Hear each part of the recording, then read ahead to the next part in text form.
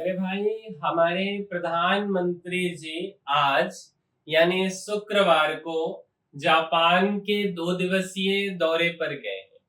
और उस दौरे का क्या योजना है, क्यों गए हैं, हर एक चीजों के बारे में हम डिटेल में बताएंगे। मुख्य रूप से तो अमेरिका को काउंटर करना एक वजह है कि डोनाल्ड ट्रंप टैरिफ लगाए जा रहे हैं। 50% टैरिफ इन्होंने भारत के ऊपर लगा दिया है। दूसरा, बुलेट ट्रेन भी एक वजह है जिसे मोदी सरकार ने 2014 में योजना की घोषणा की थी कि भाई हम बुलेट ट्रेन चलाएंगे। 2023 में ही बुलेट ट्रेन चल जानी थी, बट इसी साल फरवरी महीने में माननीय रेल मंत्री अश्विनी वैष्णव जी ने कहा कि जो बुलेट ट्रेन है इसका पहला प्रोजेक्ट 2029 में कंप्लीट होगा। काफी सारी वजहें थी इसकी, जैसे एक तो बीच में कोविड आ गया, फंड्स की कमी हो गई, और जमीन अधिग्रहण महाराष्ट्र गुजरात में थोड़ा सा दिक्कत होने लगा। मुंबई से जो मतलब क्या बोल सकते हैं, पॉल्यूशन रिलेटेड सर्टिफिकेट्स मिलने में इश्यू होने लगी, तो ये सब चीजें हैं। और वहां पे मोदी जी जहां बुलेट ट्रेन बनती है, सबसे आधुनिक ट्रेन बुलेट में E10 सीरीज की ट्रेन, जिसको कि अल्फा सीरीज भी बोला जाते हैं, वहां जो ट्रेन बन रही है अल्फा सीरीज या E10, उस कंपनी में घूमने भी जाएंगे। क्योंकि ऐसा जापानी मीडिया का दावा किया गया है कि जापान में और भारत में एक साथ उस सीरीज की ट्रेन को लॉन्च किया जाएगा। और साथ साथ सेमीकंडक्टर प्लांट्स का भी दौरा करेंगे। तो मेरे भाई, हम इस वीडियो में यह सब कुछ बताने वाले हैं। हमारे प्रधानमंत्री जी पहुंच चुके हैं और जापान वासियों का अभिनंदन कर रहे हैं। और पीएम इशिबा के साथ वार्षिक सम्मेलन के दौरान सिक्योरिटी, डिफेंस, ट्रेड और टेक्नोलॉजी जैसे मुद्दे पर भी बात करेंगे। मोदी जी 30 अगस्त को जापान के मियागी में उस फैक्ट्री का भी दौरा करेंगे जहां बुलेट ट्रेन के कोच तैयार होते हैं। आप देख सकते हैं हमारे प्रधानमंत्री जी जो हैं मिल रहे हैं सब जापानी लोगों से, है ना। अब देखिए, थोड़ा डिटेल में समझिए। मोदी जी 29 अगस्त को जापान की राजधानी टोक्यो पहुंचे हैं, ठीक है। अब यह 8वीं बार है हमारे प्रधानमंत्री जी जापान गए हैं।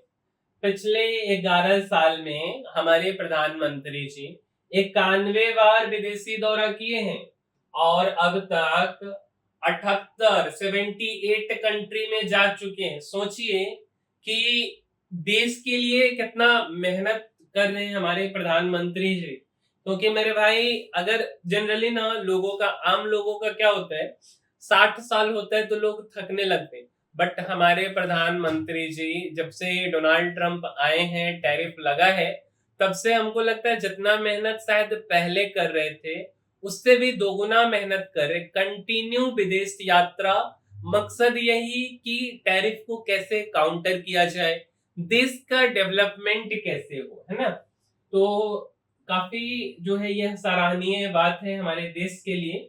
और मोदी जी सबसे ज्यादा बार जापान जाने वाले भारतीय पीएम भी हैं मेरे भाई। अमेरिका में 10 बार गए, लेकिन अमेरिका वाला का तो आदत है धोखा देने का, ये आया और धोखा दे दिया राष्ट्रपति।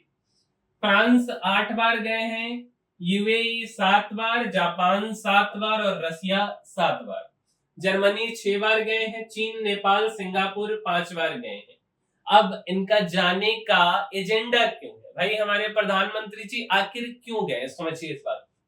100 से ज्यादा एमओयूज पर साइन किए जाएंगे मेरे भाई जापान में। दोनों देशों के बीच आर्थिक सहयोग के लिए नए फ्रेमवर्क बनाने पर बातचीत, चर्चा हो सकती है। Semiconductor, communication, clean energy, medicine की सप्लाई पर चर्चा संभव। दोनों देश आर्टिफिशियल इंटेलिजेंस एआई पर भी नई पहल की शुरुआत कर सकते हैं। अब पीएम मोदी के जो पिछले कुछ समय से जो जापान दौरे हुए हैं, थोड़ा उसके बारे में हम एक बार आपको जानकारी दे दें। यह हमारे भूतपूर्व जापान के प्रधानमंत्री शिंजो आबे जी हैं और हमारे प्रधानमंत्री नरेंद्र मोदी जी हैं। आपको बता दें कि शिंजो आबे को किसी ने गोली मार करके हत्या कर दी थी।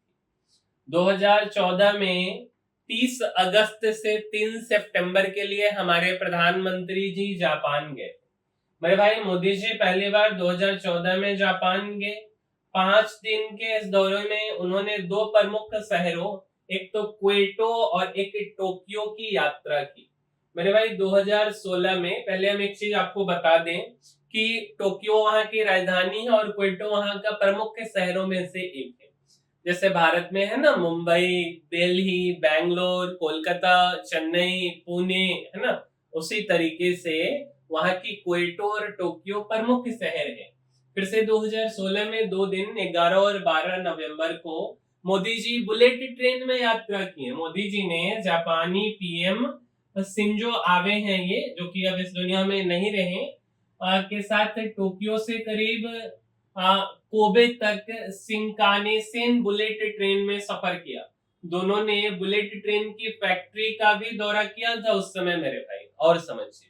फिर 2018 में 2 दिनों के लिए गए, 28 और 29 अक्टूबर को। मोदी जी और आबे के बीच यामानाशी, जहां इनका घर था शिंजो आबे जी का, टोक्यो में यामानाशी, मतलब जापान में यामानाशी में, वहां पे हमारे प्रधानमंत्री जी पहले ऐसे प्रधानमंत्री थे जिनको उन्होंने अपने घर पे बुलाया था, है ना। यह पहला मौका था जब आबे ने किसी विदेशी नेता को अपने घर पर बुलाया। इससे पहले वे नहीं बुलाए थे मेरे भाई किसी को।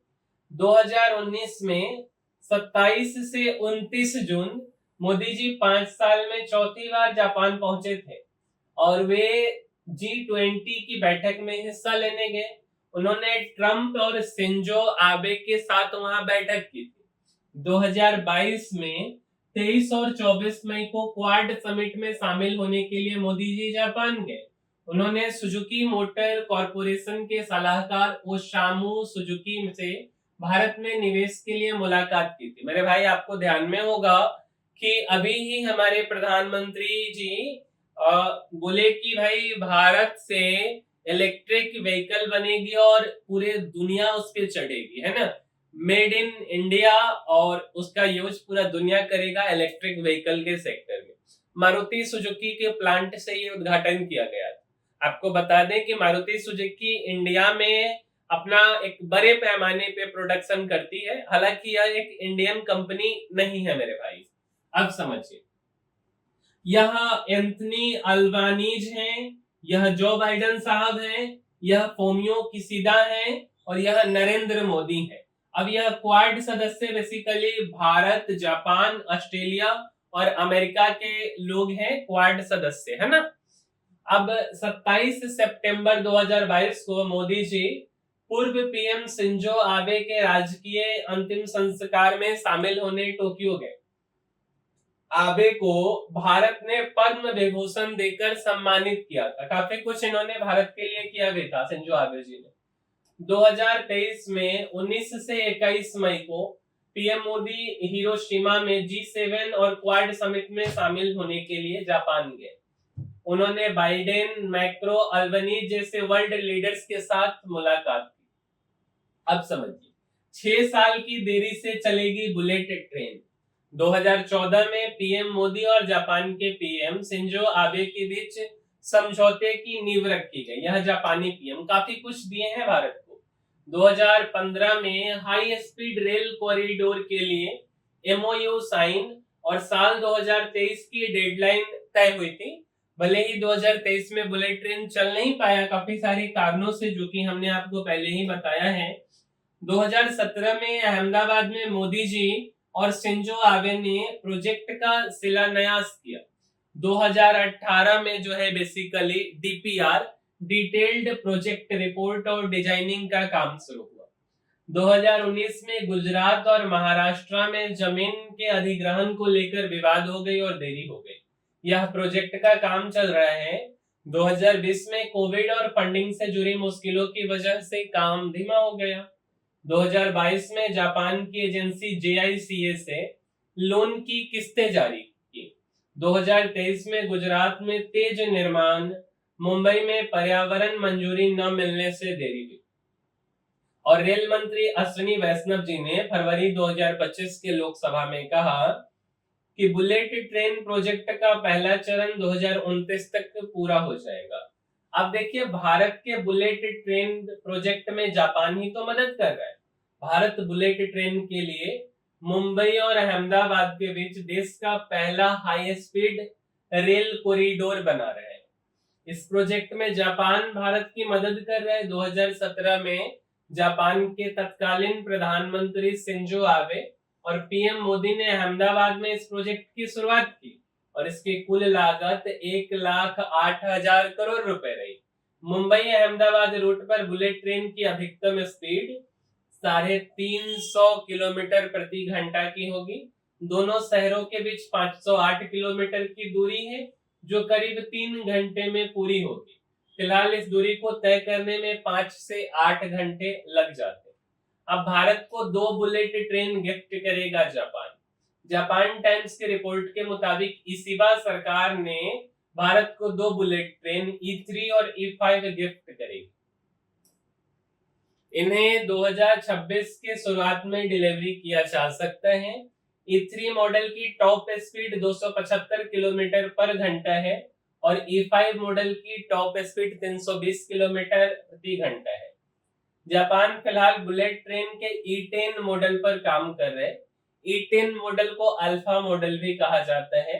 यह E3 और E5 की तुलना में काफी तेज और मॉडर्न है और इसकी मैक्सिमम स्पीड 400 किलोमीटर प्रति घंटा बताई जा रही। जापान की स्थानीय मीडिया के मुताबिक E10 मॉडल को भारत और जापान दोनों देशों में एक साथ ट्रैक पर उतारने पर सहमति बनी है। मीडिया रिपोर्ट्स के मुताबिक मोदी इस एडवांस मॉडल के कोच देखने के लिए शनिवार को जापान के मियागी प्रांत के सेंडाई जाएंगे। सेमीकंडक्टर चिप बनाने वाली मशीनों की फैक्ट्री भी यहीं मौजूद है। मोदी जी उसका भी दौरा करेंगे। 51 साल पहले जापान में पहली बुलेट ट्रेन चली थी मेरे भाई।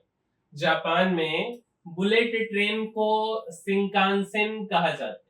पहली बुलेट ट्रेन जापान की राजधानी टोक्यो से ओसाका के बीच 1964 ईस्वी में चली थी।